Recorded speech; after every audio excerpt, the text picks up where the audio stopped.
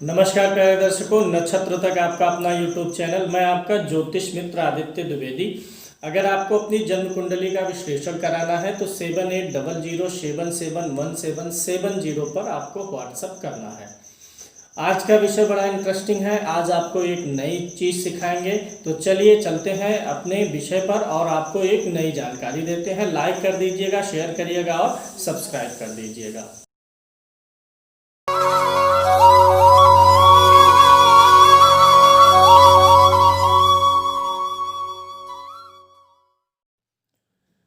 तो आज का विषय है हमारा, कैसा होगा माता पिता का संतान से संबंध। कोई पिता है या कोई माता जी हैं तो वो जानना चाहते हैं कि अपने संतान से उनका संबंध कैसा होगा। तो आज बड़ी आसान तरीके से और बहुत ही डिटेल में मैं आपको बताऊंगा कि आप कैसे जान सकते हैं। बस पिता और पुत्र या माता और पुत्र की कुंडली सामने होनी चाहिए। तो यहाँ पर मैंने पिता लिखा है। ऐसे अगर माता जानना चाहती हैं तो माता अपनी कुंडली लेकर के बैठें और पुत्र की कुंडली लेकर के बैठें। मैं बहुत ही आसानी से सूत्र आपको समझाऊंगा। चैनल को सब्सक्राइब जरूर कर दीजिएगा, वीडियो को लाइक करिएगा और शेयर भी अवश्य करिएगा। कार्यक्रम को अंत तक देखिए। चलिए देखते हैं। पहला सूत्र है, मैंने यहाँ पर शॉर्ट में लिखा है ताकि आपको समझ में भी आए। पहले आप अपनी कुंडली ले लीजिए, फिर पुत्र की कुंडली। क्या करना है आपको देखना है कि आपकी कुंडली, सबकी कुंडली में पहला घर यही होता है। जो ऊपर का चतुर्भुज है, स्क्वायर, ये पहला घर है। आपको अपनी कुंडली में देखना है कि दूसरे घर में कौन सी गिनती, ये पहला घर, ये दूसरा घर, दूसरे घर में, तीसरे घर में, नौवें घर में या 11वें घर में जो गिनती लिखी गई है, ध्यान से सुनिए। दूसरे घर में, तीसरे घर में, 9वें घर में या 11वें घर में, यहीं से गिनेंगे 1 2 3 4 5 6 7 8 9 10 11। दूसरे, तीसरे, 9वें और 11वें घर में आपकी कुंडली में इनमें जो गिनती लिखी गई है, अगर उसी गिनती में से कोई भी गिनती, इन्हीं 4 घरों में इसकी गिनती का कोई भी गिनती अगर पुत्र के पहले घर में लिखा हुआ हो तो ऐसा बालक जो है अपनी माता या पिता के अधीन रहता है। अर्थात आपका पुत्र आपके प्रति ऋणी है। एक ऋणी पुत्र को आपने जन्म दिया है जो आपका सेवा भाव करेगा, सत्कार करेगा, आपके अधीन रहेगा, आपके प्रति उसकी भावनाएं टच में रहेंगी। यानी कि अगर माता या पिता की कुंडली में जो दूसरे घर में राशि है या तीसरे घर की राशि, 9वें घर की राशि या 11वें घर की राशि अगर पुत्र की कुंडली में लग्न में पड़े, यानी पुत्र की लग्न की राशि हो, तो ऐसा पुत्र या पुत्री अपने माता पिता के अधीन रहता है, माता पिता के मनो अनुकूल काम करता है। दूसरे सूत्र पे चलेंगे। दूसरा सूत्र है, अगर आपकी कुंडली में 6वां घर, 8वां घर और 12वां घर, देखिए आपकी कुंडली में, ये 5वां घर हो जाएगा, 6वां ये होगा। अगर आपकी कुंडली में 6वें घर में 1 2 3 4 5 6, 6वें घर में कौन सी गिनती लिखी है उसको लिख लीजिए, 8वें घर में जो गिनती है उसको लिख लीजिए, या 12वें घर में जो गिनती है उसको लिख लीजिए।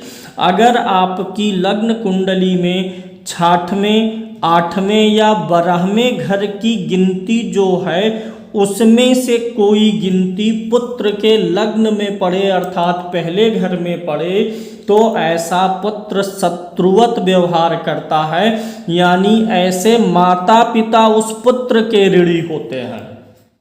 यानी माता पिता को कर्जा चुकाना है इस जन्म में।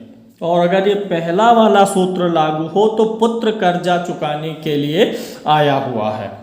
एक बार फिर से इसी को बताएंगे। अगर लग्न कुंडली में 6वें घर की राशि, 8वें घर की राशि अथवा 12वें घर की राशि, वो जो गिनतियां लिखी होती हैं वही राशियां होती हैं। 6वें, 8वें, 12वें घर की राशि अगर पुत्र की लग्न में पड़े, लग्न की राशि बने, तो शत्रुवत व्यवहार होता है। यानी कि अब कुंडली में अगर हम पहले, चौथे, सातवें, 10वें घर को छोड़ दें, यानी केंद्र स्थान बोलते हैं। यहाँ आप एक सूत्र और याद कर लीजिए। पहला घर जो होता है 1 2 3 4, चौथा घर जो होता है 5 6 7, सातवां घर और 10वां घर, इसको केंद्र बोलते हैं कुंडली में। तो अगर केंद्र में आपके पहले घर में, चौथे घर में, सातवें घर में और 10वें घर में जो गिनती लिखी हुई है, अगर उस गिनती में से कोई भी गिनती पुत्र की लग्न कुंडली में, लग्न में पहले घर में हो, तो ऐसा पिता पुत्र या माता पुत्र पुत्री का संबंध सम होता है, न शत्रुवत न मित्रवत होता है, सम होता है। जरूरत के अनुसार दोनों एक दूसरे के लिए मददगार उपयोगी होते हैं। परिस्थितियों के अनुसार दोनों में विवाद भी हो सकता है। यानी कि केंद्र पहले, चौथे, सातवें, 10वें घर की गिनती अगर पुत्र के लगन में पड़ी है तो समवत व्यवहार होगा, सम होगा ऐसा पुत्र पिता के लिए और पिता पुत्र के लिए। दूसरे सूत्र पे चलेंगे, दूसरा आपको विधान बताएंगे। एक और सूत्र नीचे लिखा गया है, आप देख रहे हैं, इस सूत्र को भी समझिए। अगर लग्नेश पंचमेश आपस में एक दूसरे के साथ हों, इस सूत्र को समझने के लिए आपको थोड़ा दिमाग लगाना पड़ेगा। ध्यान से देखिए, इसी सूत्र को मैं विस्तार से समझा रहा हूँ। पिता, अब यहाँ पर सिर्फ आपको अपनी कुंडली देखनी है, पुत्र की कुंडली से मतलब नहीं है। आप पिता या माता क्या करें, आप देखिए कि आपकी कुंडली में पहले घर में कौन सी गिनती लिखी है। यानी अब इस सूत्र को समझने के लिए एक कुंडली बनानी पड़ेगी। चलिए मैं मान लेता हूँ ये मेष लगन की कुंडली है, पहले घर में 1 नंबर की गिनती है। ऐसे आपकी कुंडली में 1 से 12 के बीच में कोई गिनती होगी। अगर यहाँ 1 है तो 2 3 4 5 6 7 8 9 10 11 12, ये कुंडली बन गई। अब आपको क्या देखना है कि पहले घर में कौन सी गिनती है। जो गिनती है उसको यहाँ पर देखिए कि उसका स्वामी कौन है। यहाँ पे 1 नंबर की गिनती है तो 1 का स्वामी कौन हुआ, मंगल, नोट कर लीजिए। ऐसे देखिए 1 2 3 4 5, 5वें घर में कौन सी गिनती है, आपकी कुंडली में जो गिनती होगा वही लीजिएगा। यहाँ मैंने उदाहरण दिया है, मैं उदाहरण कुंडली के रूप में इस्तेमाल करके समझा रहा हूँ। तो पहले घर में जो गिनती है उसको यहाँ देखिए, उसका स्वामी कौन है लिख लीजिए। ये आप अपनी डायरी पर भी उतार लीजिए। मैं बार बार लिखता हूँ कि किस गिनती का स्वामी कौन सा ग्रह है, आप डायरी पे उतार लें। इसी तरीके से 5वें घर में देखिए कौन सी गिनती है। 5वें घर में 5 नंबर है, 5 नंबर का स्वामी कौन है, सूर्य है। यानी आपको माता या पिता को अपने लग्न का स्वामी जानना है कौन है, और पंचम भाव का स्वामी कौन है जानना है। अब ये जो दोनों स्वामी आए, अगर ये दोनों एक साथ बैठे हों किसी भी घर में, यानी मंगल सूर्य इस कुंडली में आया, किसी भी घर में मंगल सूर्य एक साथ बैठे हों, तो पिता पुत्र में या पिता माता और पुत्र में, पुत्री में सामंजस्य अच्छा रहेगा। यानी लगन पहले घर का और 5वें घर का स्वामी एक दूसरे के साथ हों तो अच्छा रहेगा। दूसरा देखिए, जो आपके पहले घर का स्वामी आया है, अगर वह 5वें घर में बैठा हो और 5वें घर का जो स्वामी आया वो पहले घर में हो, तो भी केमिस्ट्री अच्छी रहेगी, कॉम्बिनेशन अच्छा बना रहेगा। अगला, जो पहले घर का स्वामी आया और जो 5वें घर का स्वामी आया, वे दोनों एक दूसरे से 7वें घर में हो। अब यहाँ ध्यान से समझिए, पहले घर का स्वामी कौन आया था, मंगल। अब मैं मान लिया कि मंगल यहाँ है। 5वें घर का स्वामी कौन आया, सूर्य। अब सूर्य जो है मंगल से 7वें घर में हो, 1 2 3 4 5 6 7, यानी साथ हो या आमने सामने हो तो अच्छा कॉम्बिनेशन बनेगा। पिता पुत्र में, माता पुत्र में या पुत्री में अच्छा स्नेह रहेगा। एक दूसरा सूत्र बताते हैं, जहाँ पर संबंध बिगड़ेंगे आपको निकालना है कि पहले घर का स्वामी कौन है। अब यहाँ पहले घर का स्वामी कौन निकला? मंगल। ऐसे आपको निकालना है कि पांचवें घर का स्वामी कौन है आपकी कुंडली में। यहाँ से देख के यहाँ कौन निकला? सूर्य। मंगल और सूर्य।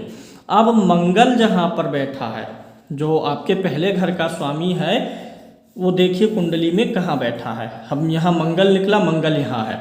अगर जहाँ पर पहले घर का स्वामी बैठा है वहाँ से छठवें घर में, आठवें घर में या 12वें घर में पांचवें घर का स्वामी होगा तो संतान से शत्रुता रहेगी। पहले घर का स्वामी देखिए कौन है, कहाँ बैठा है, वहाँ से गिनिए 1 2 3 4 5 6। अगर इस छठवें घर में यहाँ का स्वामी अर्थात सूर्य होता तो शत्रुता होती। यहाँ पांचवें घर का स्वामी जो है वह लगन के स्वामी से आठवें में पड़ जाए, पांचवें घर का स्वामी यहाँ से 12वें पड़ जाता, 1 2 3 ऐसे गिनेंगे तो 12 यहाँ पड़ेगा, 12वें पड़ जाता तो शत्रुता का योग बन जाता। यानी अगर लग्नेश और पंचमें साथ हैं, पहले घर का पांचवें घर का स्वामी साथ है, आमने सामने है, तो मित्रता रहेगी। यही वाला सूत्र फिर चलेगा। अगर पहले घर का और पांचवें घर का स्वामी एक दूसरे से 6 8 12 में है तो शत्रुता रहेगी। एक दूसरे से द्वितीय तृतीय नवम एकादश हैं तो पुत्र अधीन रहेगा। एक दूसरे से अगर केंद्र में पड़ेंगे तो सम रहेगा। ये सूत्र उम्मीद है आपको समझ में आया होगा। एक से अधिक बार देख लीजिए, ध्यान से उतार लीजिए। ज्ञानवर्धक चीज़ें हैं। सामान्यतः ये सारी चीज़ें आपको पुस्तकों में नहीं मिलती हैं। आज के लिए इतना ही। जय श्री कृष्णा।